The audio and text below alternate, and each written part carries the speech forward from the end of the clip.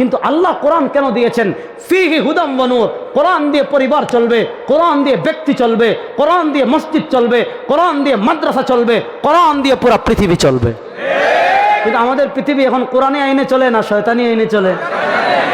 বড় আসতে বললেন এটা। আমাদের এগুলা কোরআনে আইনে চলে না শয়তানি আইনে চলে?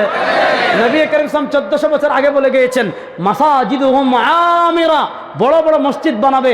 সোনাপুরের মানুষ বলবে, আমরা আমাদের মসজিদে যে গম্বুজ বানিয়েছি পুরা নোয়াখালীতে নাই। মাইদ্দিন মুসলমান বলবে, আমরা যে টাইলস লাগিয়েছি বাংলাদেশে কারো নাই। সোনাইমুড়ির এরা বলবে, আমরা যে পাথর এনেছি দুনিয়ার কোথাও নাই। সিলেটের এরা বলবে, আমরা যে মোজাইক লাগিয়েছি আর কোথাও নাই। মসজিদ নিয়ে বাহাদুরি করবে, কে কততলা মসজিদ বানিয়েছে এটা নিয়ে বাহাদুরি করবে।